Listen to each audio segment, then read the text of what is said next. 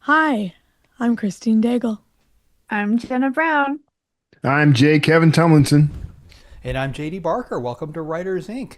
So yesterday I had to basically twist my daughter's arm until she was willing to watch the rocket launch because I guess they were Really? watching it. Really? Yeah, like I guess they had it on in school. There must have been coverage like all day, Mm-hmm. and I'm guessing the coverage leading up the actual rocket launch was probably pretty boring to a bunch of 8 years old. Yeah. Probably Well, people getting yeah. into suits and that kind of thing. But like yeah, like she didn't want to turn off the cartoon and watch it. And I finally convinced her. We watched the rocket go up, and then she asked me a question. She's like, "Well, didn't we do this like 50 years ago? Like, why is this such a big deal?" And like, I honestly, I didn't have an answer to that because like I'm wondering the same thing. Like, they're making it seem like it's this huge, difficult thing to do, which I'm sure it is. Don't get me wrong, but like if they could do it in 1960 something, with like we play in the like there's a capsule at the Boston Science Museum that we play in like Yeah. when we go there. So like she sees this every single time, and like I'm just trying to figure out like what has changed. Like why is it so difficult to do? Well, I'm I going And don't, to I know defer Kevin's going to go this. directly to conspiracy yeah, I theory, don't, like we never actually did it. I don't think it's the difficulty necessarily as much as we stopped doing it. So we essentially retired going to space. And a lot of people actually don't know that when we stopped doing the shuttles in America, it was Russia that took our astronauts and scientists to the International Space Station. So this was the first time in 50 years that an American rocket is actually going outside of that near Earth orbit that's going into deep space. Um, Right. and I guess that's kind of hard to explain to like kids that like, No, well well, that it's that because that of part, politics. yeah, that part I get. I mean, like going around Yeah. the moon, like that's never been done before. That's crazy difficult.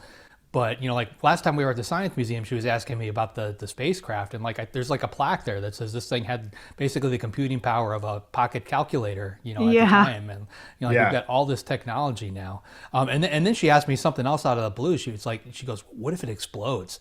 And then like my mind Well, flashed back because like I Right. remember the Challenger exploding. Like yeah. Yeah. Yeah. I lived in Florida, and we were actually between classes, and like you could see the space launches from our school. Not well because it was far away, Right. but like you Yeah. could always see the smoke trail. So we actually saw it explode.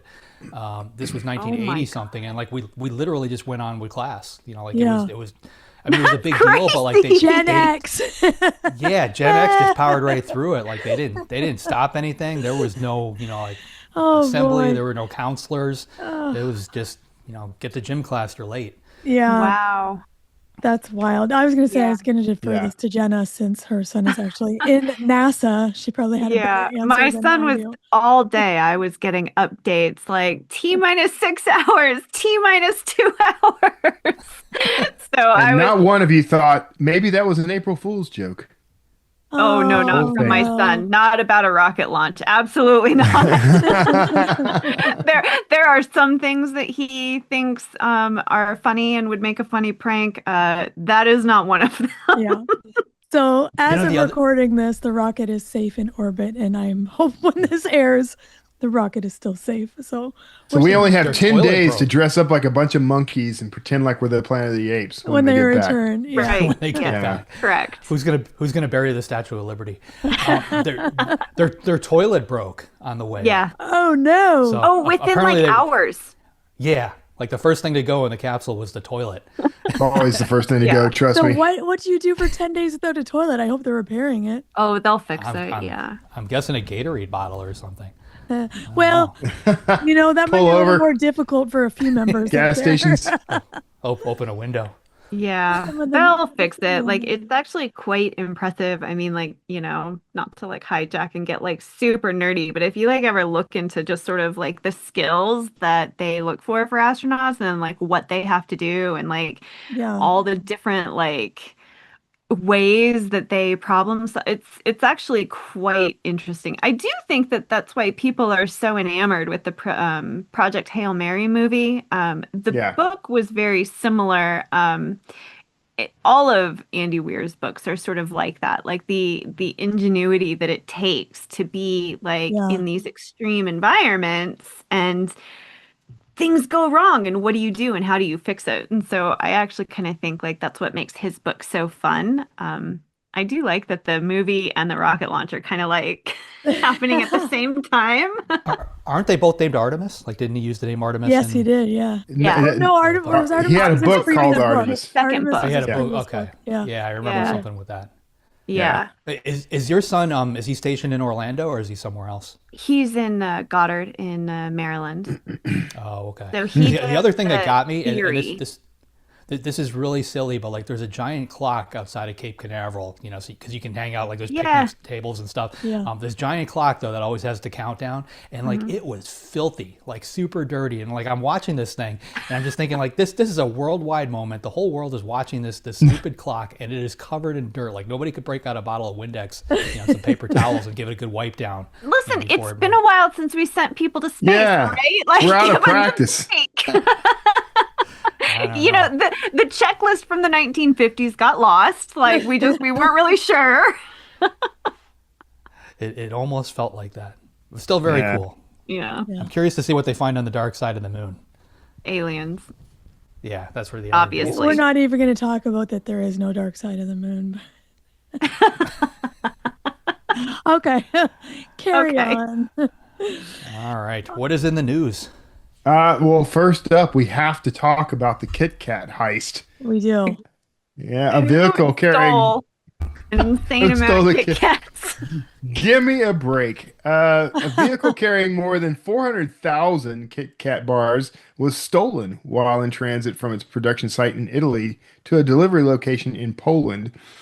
This thing is just riddled with jokes. Nestle has launched a KitKat tracker where you can determine if your KitKat was stolen. I mean, if you put 400,000 Kit Kats in a truck, you're kind of asking for trouble, right? 12 tons, I think that said it was 12 tons. Well, of 12 KitKat. tons of KitKat. The best thing to come out of this is all the memes from other companies that are like mimicking the press release. And my favorite was the one from Microsoft where they're like, you know, we want to assure you we had nothing to do with this. And also, we're sorry for Teams. It was the best. The Bloomin' Kit Kat was good too. Yeah, the Bloomin' KitKat from, what was that? That was from Outback Steakhouse. Outback, Yeah. yeah. Yeah, that was totally disgusting, but I would eat every bit of it. I just So- don't really understand the black market for Kit Kat Kit Kat bars. bars? Like usually, black markets, and apologies that my criminal enterprise is rusty, but I always assumed it was like a supply demand thing, right? Like you go to the black market to get things that you can't get on the open market. Feels like you can get a lot of Kit Kats, so I'm curious. You want to steal stuff that's easy to move and something that's like readily available everywhere. That's why art thefts actually make no sense. Like nobody's going to steal a famous painting, unless they've got a very rich buyer already lined up. It's not something you can put up on eBay or on the dark web and say, "Hey, I've got this." But on a there's an truckload of uptick. Kit Kats, like that could be a truckload of But who do mufflers. you It could be a sell truckload of Kit Kats cigarettes. to? I'll Russia. buy one. People in Russia will buy American chocolate. Oh, boy. Can't they get I don't know. I don't know. I don't know. I don't know. I'm just making stuff up. I have was you at the seen that store there's and I like was a just like, should I buy all these Kit Kats? Is there going to be a Kit Kat shortage? Will these be worth more later? Oh, maybe that was the angle. They were hoping that the news would spark everyone to hoard Kit Kats, thereby causing a shortage that they could fill the gap in. Maybe. yeah. ingenious. Control supply and demand. Artificial. Yeah, that's a good one. So there's JD, you were talking about art theft, but there's been like an uptick in art theft recently. And like, let's see, I think the most current one was In some guys Italy, broke right? into a museum. I think it was Italy. In Italy. And like within 3 minutes, they'd stolen 3 paintings worth millions of dollars. Yeah. Using a crowbar. On with Now- people just taking things off the walls in museums. Like, Yeah, is that just a thing you can do now? You're just Apparently like, Who it's a knew? thing. All this time, I was like, there's no way I could walk out with the Mona Lisa. And turns out I could have had it in my bedroom all along. I've got this image stuck in my head now of the Artemis going around the backside of the moon and then seeing something on the surface and then zooming in and it's just a big pile of Big Kit pile of Kats. Kit Kats. mystery solved.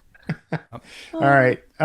What bookstores want from traditional publishers and how the bookstore market has changed. Bookstores are being driven by younger readers thanks to Book Talk, and trends can explode fast with stores sometimes stores seeing demand before publishers do.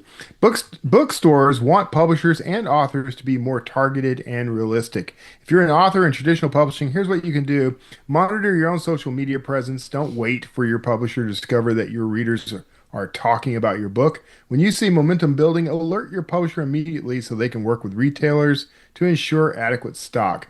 Physical galleys make a difference. Comp titles should focus on emotional experience. When you or your publisher describe your book using comparative titles, go beyond genre or structure. What will readers actually feel and experience? That's the comp that helps booksellers sell. Events can work if you have the opportunity to do bookstore events. They're worth the effort, not necessarily for direct sales, but for the word of mouth momentum they can create. And price resistance is real, particularly for debut authors or those without established platforms. Understand that higher book prices make readers more cautious about experimenting.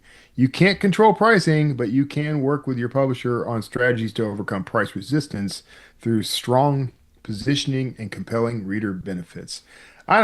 We have no, if you're going traditional, you have no control over pricing whatsoever. So I don't really know what that is Even on like about. the print runs, like honestly, like when I do a print run through Simon and Schuster, like that order goes in about 3 months before the book is actually produced. Like it's not a print on demand thing where somebody hits a button and you've got a book the next day. It takes 3 months to get those 5,000, 10,000 copies, or whatever you're printing. So if something does go viral, you're not going to be able to chase it in the traditional world. By the time they get those books out there, it's already over, which is I'm not quite sure how they get around that. Yeah, and I don't know that an indie author really has an edge because they're not really supplying bookstores to the bookstore. I guess they are in Right. a way. Oh, they can be. If they're yeah, if they're buying through Ingram, then Yeah. I guess I wonder what would happen. Like we need to find an example of that, like an indie published title that just sort of goes viral. All of a sudden, a bunch of orders come flooding in through Ingram on some kind of print on demand service. I wonder how quickly they can turn around big numbers. Yeah. yeah. Good question. I I mean, volunteer as good tribute. problem. Yeah, it's a good problem to have for sure. Yeah. I thought The, it the was, the comp yeah, the the comp comp thing. thing. I That's mean, what I was like going to say too. Go ahead, yeah. JD. See, like one of the things that I have to do through Simon and Schuster is there's an actual field where we have to list the comps for that book, and it's used to cross-reference, by the book, the libraries and the bookstore owners and things like that. I don't think I've ever run into that. Like, is there a place on Ingram and these other places where you put in comp titles? I don't remember there being one. I think that's for the Uh, booksellers, like giving those to booksellers. Well, BookBub does that, right? Yeah. um, sometimes I think BookBub does it if some publishers will, like if you get a press release or in the Publisher Weekly deal announcement, or even Yeah. sometimes on the jacket copy, they'll say, it's this meets this or whatever, to try to create that compelling hook. Yeah. Sometimes it works, sometimes it doesn't. I think it Yeah. works when it's actually honest, but I do notice a trend where, like, romantasy is an example right now. Like, they'll slap on a romantasy, like, this romantasy is this book meets this book, and then you read it, and it's like they don't even kiss until like almost at the end, and there's no romance, and it's just basically fantasy. So Yeah. I think then it can backfire. But I I do like that it says that comps should focus on the emotional Yeah. experience because this is the advice I keep giving authors about their book description is, yeah, tell the reader the experience they're going to have rather than give them, a bullet list rundown of what happens in the book. That yeah. that won't sell the book. But if you tell the reader, here's the experience you'll have when you have it. So I could see leveraging this advice actually in your own marketing, Yeah. Yeah. above and beyond selling the book. Yeah. Well, I think Yeah. it's like figuring out the imagery. Like if like, well, we mentioned Project Hail Mary, like, there's a lot of thing that book's about, but like the emotional experience of it isn't like an astronaut in space saving the world. Like, so if you are using that as a comp, but you don't have like that, like almost the warm, cozy emotional experience, then it's not actually Hmm. going to be a good comp because that's actually what the readers glom onto, I think, versus Yeah. so understanding I guess the imagery that a comp brings up is probably the most important thing. Well, Yeah. and just making sure you get it right. That's Yeah. where I see the biggest mistake. Like a lot of times the comps have nothing to really do. Like right now, Project Hail Mary is hot.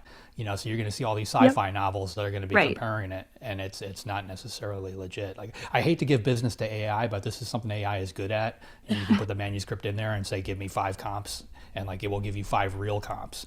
Like titles that actually do match it on multiple levels instead of just what the author thinks it's like or the editor thinks it's like. Yeah. It's that emotional piece that is interesting, though, because, we've all been told, if you're pitching to traditional, to agents, you have to give comp titles.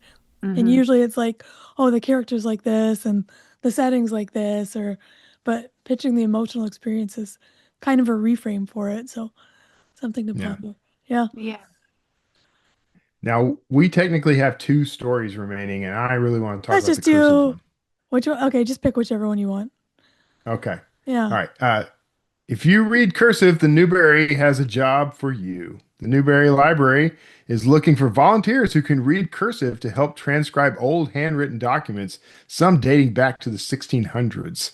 There's a growing problem. Fewer people can read cursive since it's been dropped from many school curriculums, which means important historical records risk becoming unreadable.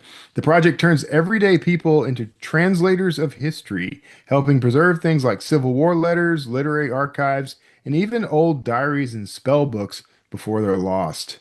By the way, volunteers this is an tribute. invitation for you to conjure demons by I accident, by know. the I way. really want to translate spell books. Yeah. Like, come on. I volunteer as tribute. And also, this is the secret weapon in overcoming the robot overlords is learn cursive, write in cursive, and they will be defeated. Right after we're done recording, I'm going to my LinkedIn profile. I'm going to put cursive right next to RMA. Yeah, and can translate. fluent in cursive. Fluent cursive. Finally, I'm bilingual. Yeah. Finally. I think it's crazy that we stopped teaching it for so many reasons. Yeah. But I'm glad that it's now a lucrative career. And how strict were your teachers when it came to cursive? Because mine were strict up until about maybe 6th grade. Yeah. And then after that, everybody printed. I printed. No, I think I always did cursive. I remember I really have very poor graphomotor skills. Like my writing is horrendous. All those doctor jokes are true.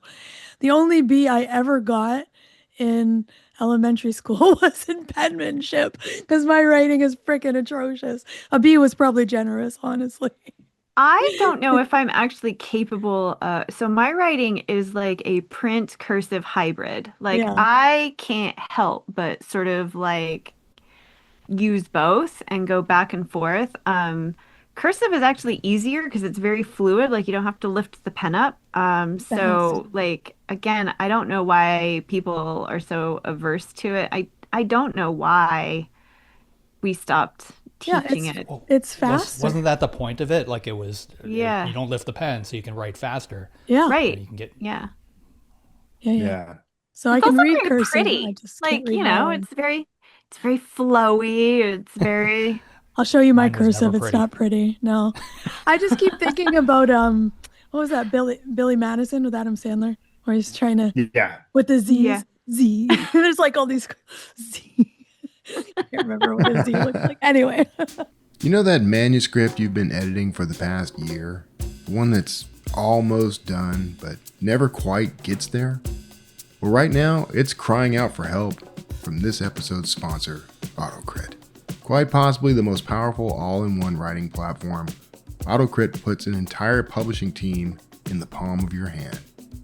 Get access to customizable automated alpha and beta readers, plus series-wide story analysis, marketing support, line editing tools that can help you catch the mistakes you miss, and even more, including exclusive craft events only for members. The value is insane, and right now you can grab lifetime access for just one payment. No monthly fees, no usage limits, no caps, no tokens. At AutoCrit, unlimited means unlimited. It's time to finish your book. Start making real progress, escape revision limbo, and publish with confidence story after story. Check out autocrit.com/JD to save 50% on lifetime membership right now. That's autocrit.com/JD. With that, JD, who's up this week? This week we've got Lee Kelly and Jennifer Thorne on. They're the writing team behind The Midnight Show, an immersive page-turner about surviving as a funny woman in the male-dominated world of comedy. Releases April 7th. Here they are, Lee Kelly and Jennifer Thorne. So we're going to talk about The Midnight Show, which is your newest release, but let's start at the beginning. How did you both get started in this business? How did you get started writing? So we both started, our debuts were both sold as YA. We started in the young adult world back in 2015. But Lee, you made the leap into adult, I think, more quickly than you expected to. Yes, I definitely did. I mean, if we're talking way back, writing kind of origin stories, because I feel like, Jen, you and I have our own origin stories and then also our team origin story. Right. Yeah. Kristen, do you want them all or? Oh yeah, go for it. Okay. I want to hear all of it. Jen, do you want to go first? How you got into writing or? I did not want to be a writer. I wanted to be a movie star. Like, specifically a MGM like golden era movie musical star. Like Shirley Jones, or like a dancer. I am a really bad dancer and nothing ever improved that. And I think it took me a long time to accept that they don't make those movies anymore. And even if they did, I probably would not be cast in them.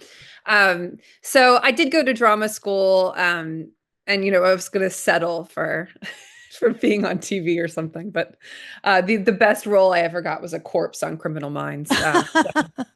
The writing was all the while, and I was writing projects for my friends. I was writing screenplays and things like that, and I just liked it so much better, and eventually made the move out of LA and into books. I started in YA. I had a couple of sort of the fact that I can't categorize them kind of tells you like the problem with them. They were like contemporary. Yeah.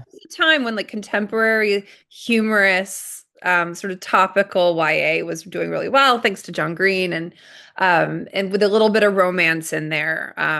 So my first three were The Wrong Side of Right, The Inside of Out, and Night Music. And then I moved to England and I sort of turned the table over and started writing horror. Yeah. And then also knew Lee from our debut group days back in the YA era. And I approached her about teaming up for some side projects. All right, so Lee, let's exactly. So back to yes. So your debut group. So is that when your first novel was with the same publisher? Is that what you mean by no? No. So actually, so my quick origin story, I came from the legal world. I had always wanted to write. I was always sort of obsessed with storytelling in all of its forms. I was writing chapter ones, reading voraciously, putting on plays with my cousins. But somebody who loves to read and write, law school sounds like a great idea. So, right? Isn't that like a natural oldest child? So I kind of came to writing by the side adjacent career where I was like, I'll do entertainment law and represent these creatives. But I was writing on the side in the mornings and kind of split screen to 2015. Jen and I have totally different books. My book was speculative. Jen, as she said, was like contemporary YA. And we just sort of met as part of this debut group, which was very common at the time. Yeah. It was I don't know if it was particular to YA. I think it was particular to like Kid Lit and YA. It was like a support group. Mm-hmm. Right. You would promote each other's books and you could sort of share during the debut year, questions that you had, like, my publisher's not sending me on a tour. Is this normal? And everybody says, yes, it's normal. Except for that one person that's like, no, not at all, actually. Exactly. That like one magical unicorn that got everything. Yeah. And these were the days of Twitter too. So I feel like you could count on these people to shout about your books into the ether, which like you can't necessarily count on that otherwise. So it was very comforting. But we totally hit it off and figured out that we were basically doppelgangers of each other. We grew up same area, like towns away from each other, both had kids the same age, probably played sports against each other. Like our high schools were rivals. I was on the bench though, man. You always say me in that. the field. Oh my God. We went to the same roller rink. That's true. We figured out Radnor rolls. We were probably at birthday parties at the same, like celebrations playing in the background. We didn't know each other. Exactly. But Jenn did reach out to me. I was a huge fan of her work, though. And I was like, how does this co-writing thing work? Christine, you're a co-writer, too. It's such a different kind of, creative endeavor. But we spoke the same storytelling language. Like right away, Jenn, I feel like we hit it off and knew, it was going to work. And we're 4 books in together, which is so cool. Yeah. Like on a date, you sort of like talk about interest and the conversation stalls and the sort of awkward silences, or it just sort of snowballs and you can't wait to like keep talking and that was kind of creatively what happened with us, is just our ideas kept coming and dovetailed really nicely with each other's, and rather than sort of trying to be polite and not really having a lot in common, we have tons in common. Yeah. So, but you had published, do you remember how many books you had published on your own before you got into this co-authoring venture? I only had 2. And then my third was around the same time we had started teaming up. Mm-hmm. But Jenn, you had more. You had a picture book too in the mix. I had 3. I had a random picture book. Yeah. Buy it for your kids.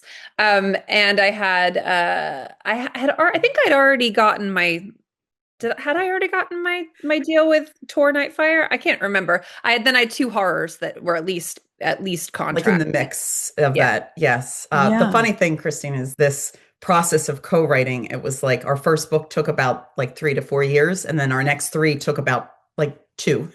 I mean, we got the rhythm down, which is kind of wild. Yeah. So, okay. That's just interesting. So you have your own books out and then you're like, hey, let's write something together. Did you have agents at that time, both of you, when you decided? Yeah. Yes. And I had actually a different agent who has since left the business. And then I had queried Jenn's agent with a different project, like a solo project. And we were like, hey, we've got this Indiana Jones with sisters thing cooking on the side. And our agent, and of course, I wrote fabulous. I wrote to her and was like, I love Lee so much and you will too. Thank you, Jenn. But it is helpful, I think, to have the same team for aspiring co-authors out there. Yeah, I was kind of wondering how that works. If you're having like, how do you pitch that and get your agents to go, yeah, that sounds great. It's difficult, I think, if you have different teams. Nothing's impossible, but I do think it's much more fluid if you are sort of all on the same wavelength and part of the same team. I would say that. I don't know how you feel, Jenn, but I think it really helps to have the same agent because the sort of messaging gets streamlined through one representative, which provides a lot of clarity between you and your publisher. Mm-hmm. Yeah. So, okay. So let's talk about the genesis of this. How did this actually happen that you started putting words on the page together? Where did that come from? So Jenn, can I take this one? Because I think I remember our first Skype so fondly. And this is what, like, immediately I was like, okay, we can totally write together. So we were throwing out all of these different ideas. Like, again, Jenn had approached me. I was over the moon about it. We get on our first Skype call just to date us and how long this process has been. And we're throwing out all these different ideas. And I guess I'm used to the type of person that's like, okay, well, we'll think about it. And, we'll let this marinate. Exactly. You can see Jenn shaking her head. She's like, no. Yeah. She's like, okay, Lee. So which one is it? And I was like, yes, like we're already in it. Before we got off that first call, we had agreed on the Antiquity Affair, which is our first novel's basic elevator pitch. Mm-hmm. And the era, I feel like we'd gotten to 1907 with it as well. Egyptology, 2 sisters. I mean, we had the shape of it, which was just so exciting. And again, kind of points to that that shared storytelling language. I think you do need that because it's a long road collaboration. But then we also have the same energy, like you said, that like neither of us are people that put the brakes on things, which is sometimes a little scary because we talk our way into really complex plots and ambitious casts of characters. And ridiculous publication timelines. Like, we can do this in a month. No. No.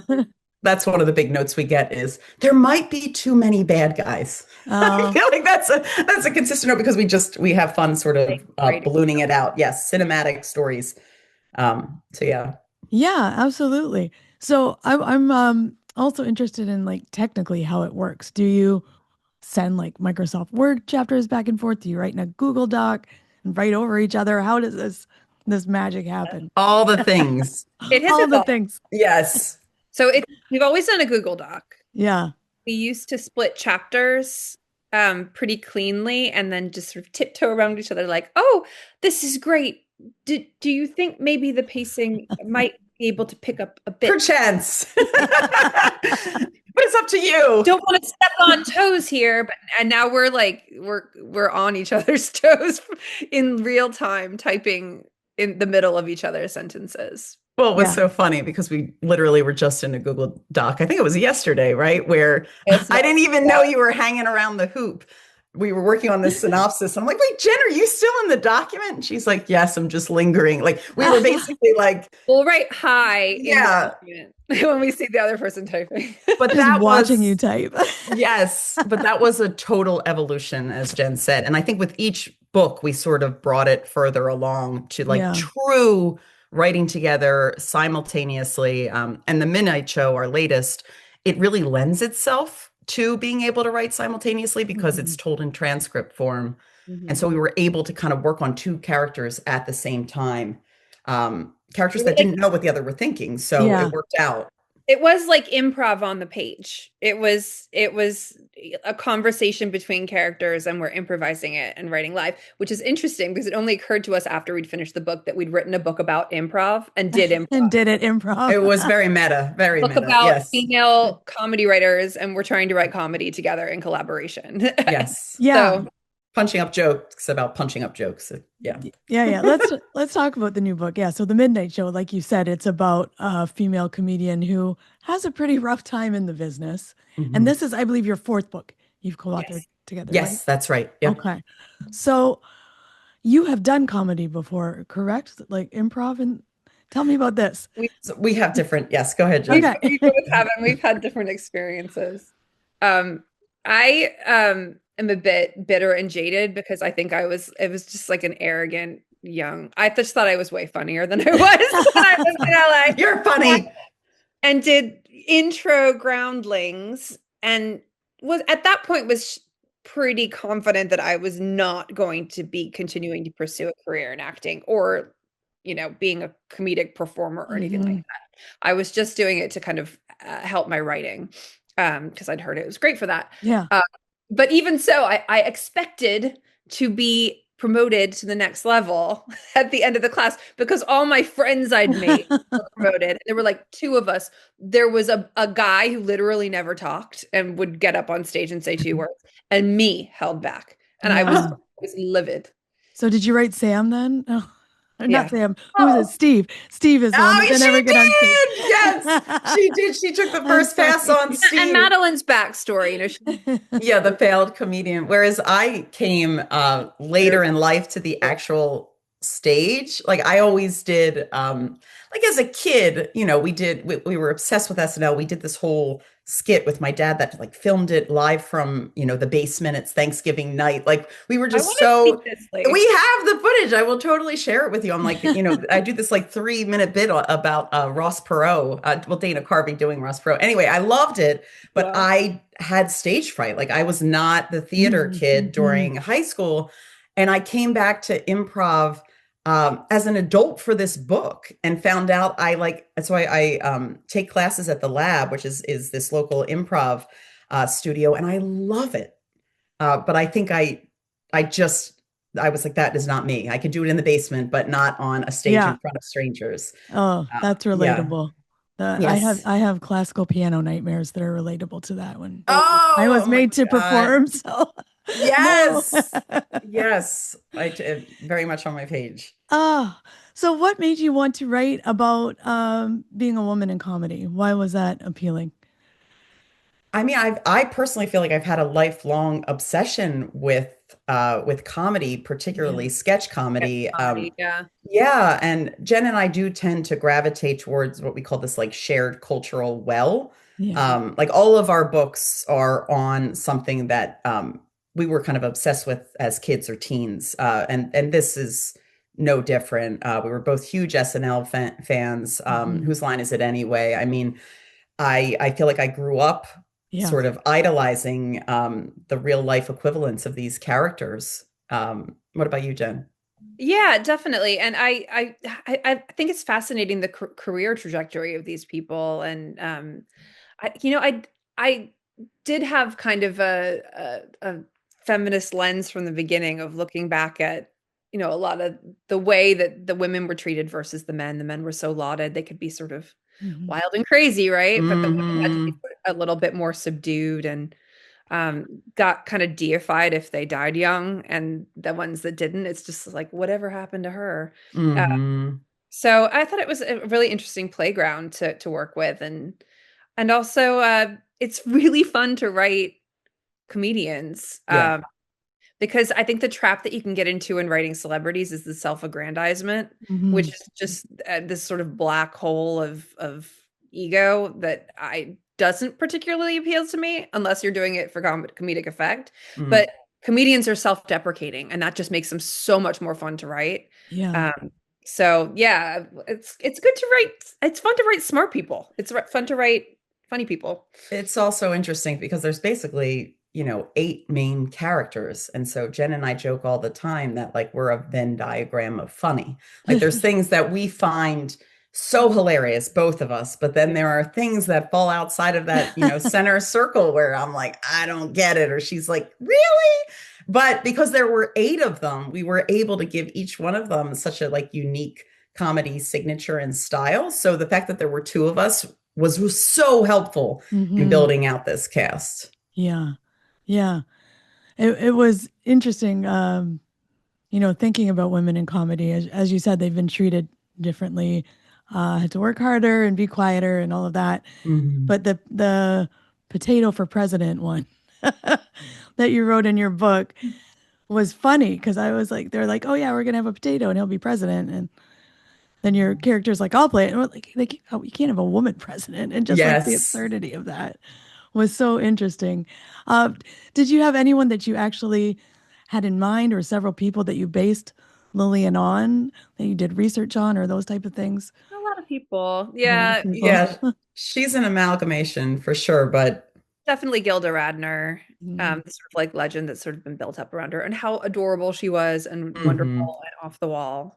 But Lorraine Newman as well, in terms of kind of the look and a lot of the stuff she did in the early seasons. It's funny. I feel like with our revisions, we kind of came at the book from a contemporary lens too. We really built out the interviewer, Madeline, through subsequent revisions. So we ended up looking at all of these modern comics too. And I feel like Jen and I have been talking about like the Ariana Grande energy, right? Or I just... There are people out there now, I think, that remind me of Lillian, or maybe I'm just seeing the book, wishful cast thinking. Yeah, exactly. Ariana Grande is listening. You are yes, queen of imitations. Yes, you fill this role. Yes, yeah. So that was interesting, and setting books in an early time period is always a challenge to get those things right. Yeah. Did you do 80s research or? Oh, a ton, a ton. So many memoirs. And there's this novel, again, kind of male centric, but Wild and Crazy Guys, not novel, nonfiction book that kind of chronicles all of these famous men during the 80s and 90s in the that in has the Hollywood to be space. Steve Martin. Is that Steve Martin? 1,000%. Yeah, Steve Martin Martin's reference. in there. I remember that correctly. Yeah. Yes. Eddie Murphy, Dan Aykroyd, all those guys are in there. But then New York Times articles detailing New York in the 80s. Party scene. Yeah, like in 15-minute increments, what was going around, around New York, which was just so helpful. There's some great pieces. Like I think there's a Gothamist piece, but we did a lot of kind of article research on that were oral histories of the party scene in the early, because it was this really interesting time club wise. before the AIDS crisis really became apparent, where and post disco, because Studio Mhm. 54 had collapsed because of tax evasion or something, where it was not as glitzy. It was more kind of like scrubby, artsy, loft scene, and lots of different people mixing. Um, and yeah, we wanted to capture that. It was good to set it in the early 80s for that reason. Yeah, that's awesome. That was a fun time.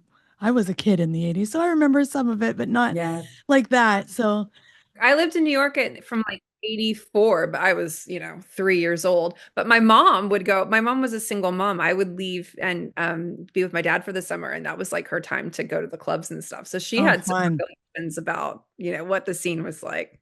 So you got to, Danceteria. yeah. She had a friend that was in the Saturday Night Live band. So she actually went to like one of the after parties and got yelled out by Paul Schaefer. Oh, that's awesome. That's a great She's still memory. mad about that. Yeah, those first-hand accounts so too can be so important, right? In Absolutely. building out your worlds. So that's great. So you've got this book. Now I'm curious, how do you decide what the next project is going to be? Whether you're going to do a solo project or a co-authoring project, Oh. or do you do them both at the same time? We tend to have something cooking solo and team wise. And we Yeah. are in the midst of working on our next team book. But in terms of picking the next topic, um, I don't know. We throw a lot of spaghetti at the wall and see what sticks. Our editor was part of, this conversation for the next one. But we always make sure to only float things that both of us are fully on board with and interested in. I think that's so important. It's such a long road. You have to keep the enthusiasm and passion up.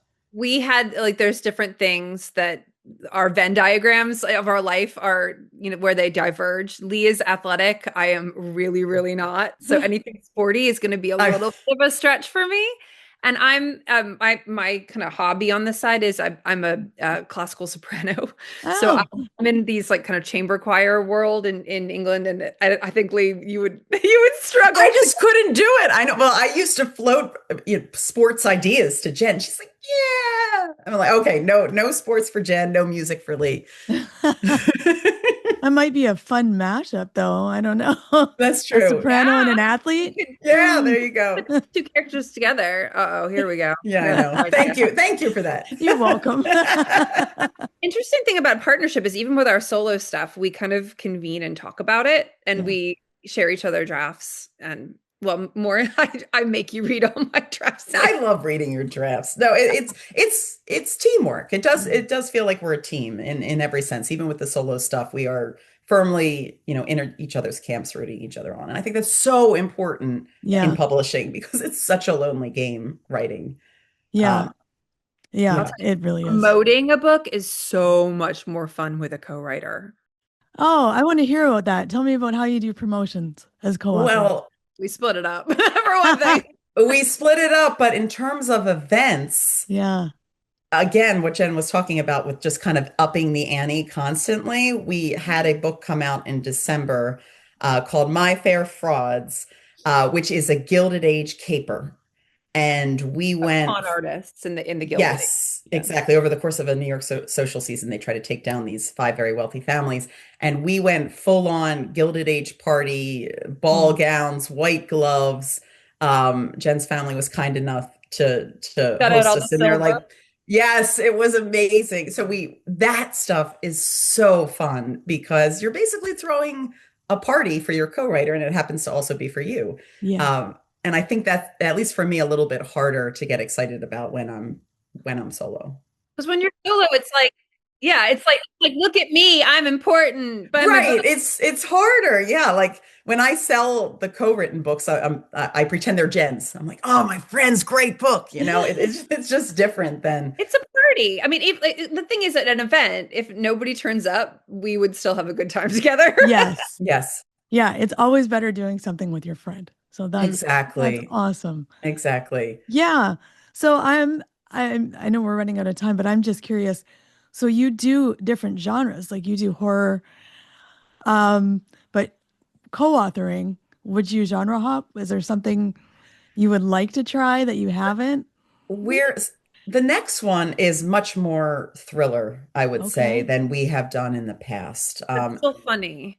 It's funny, but I would never call it a comedy. So I feel like we've done adventure, we've done light mystery, cozy mystery, um, Crime fiction. upmarket mystery, exactly. And I would say the next one is thriller. I've done sort of speculative thrillers on my own, Hmm. but I've never done a straight thriller. I'm very excited about the next project. I think it'll stretch us, and it'll be just, yeah, a cool experience, something new. Yeah, it's funny though. It seems like our solos are so different, but I mean, supernatural horror and you're speculative. It's just you've got more of a you're more a little bit more sci-fi and I'm a little bit more horror, but I still. think that's fair. Yeah.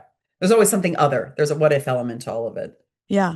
Yeah. I think that just adds something extra to it. And I think it's fun. And I think it's just interesting now that I see um, agents on their wish list asking for that. They're asking for those mashups now. So I Yes. wonder if a shift's coming, which is interesting Yeah. in the It industry. used to be that young adult was the only place that you could do that because it was like Yes. there was a shelf called YA Yeah. and you could just write whatever you wanted and put it in there. And I think that's what attracted a lot of people to that category. Yeah. And Hmm. I think that's really shifted into adult now, in a way that's really useful for people that can't be categorized very easily. Well, Yeah. that's all of my novels, and I'm interested to see how that translates into bookstores and how the shelves are rearranged, right? Yeah. Because right now we have a very bifurcated system.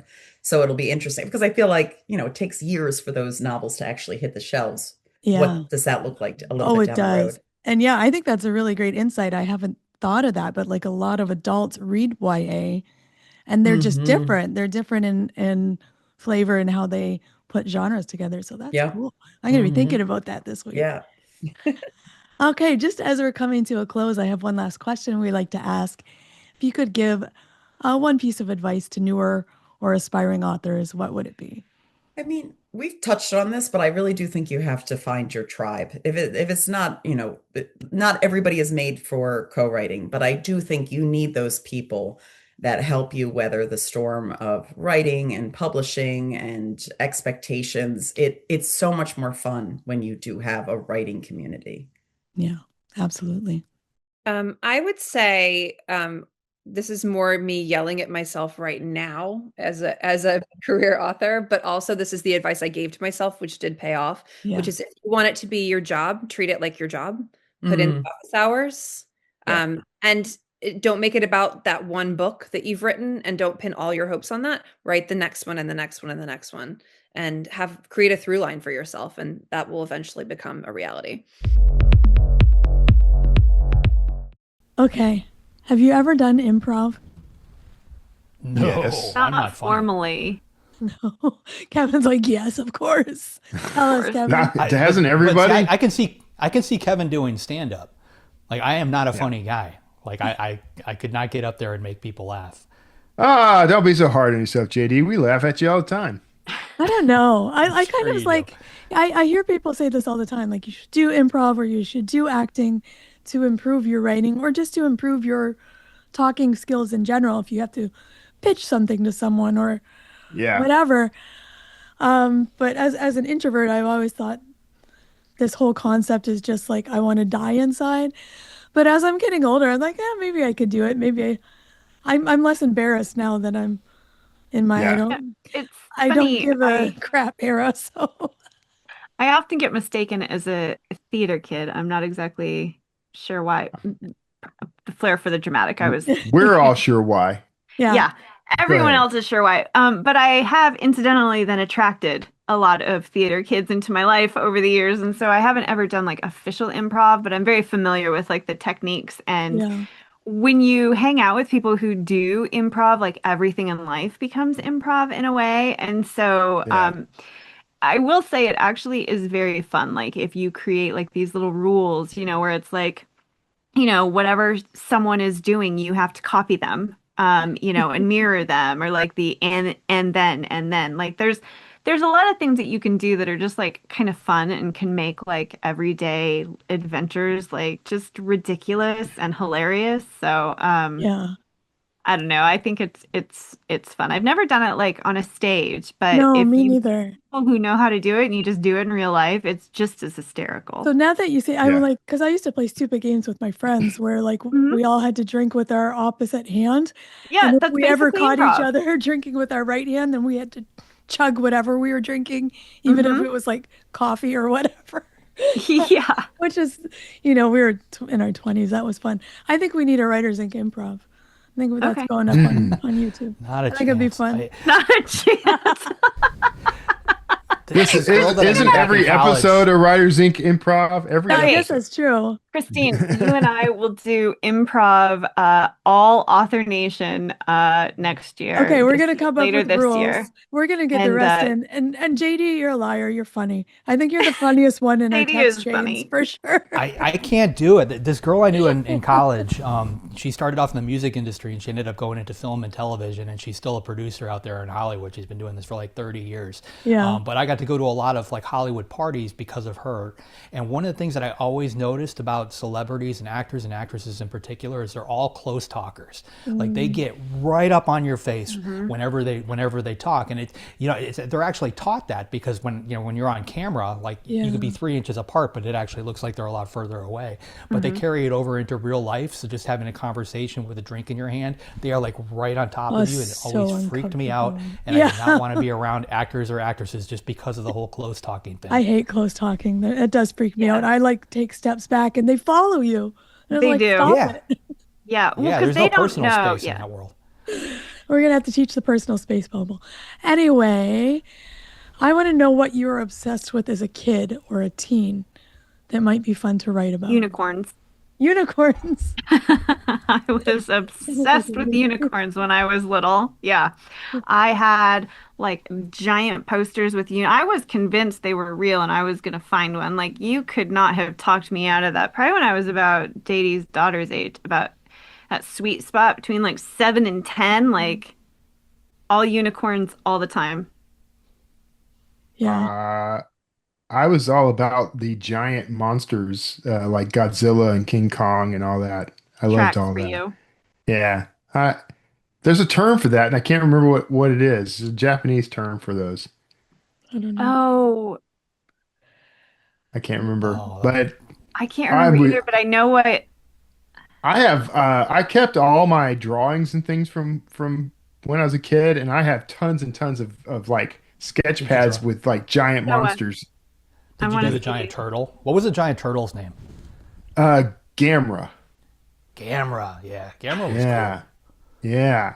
That one freaked me out because there was a whole thing with like these worms that I don't even want to think about it.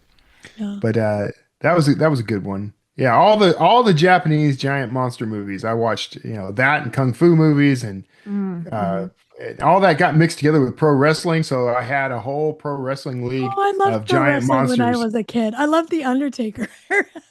Yeah, that was back when I wrestling got- was fun. Kevin might remember this. I can't remember the name of it, but I got hooked on this show when I was a kid, and it was about a father, mother, and their son.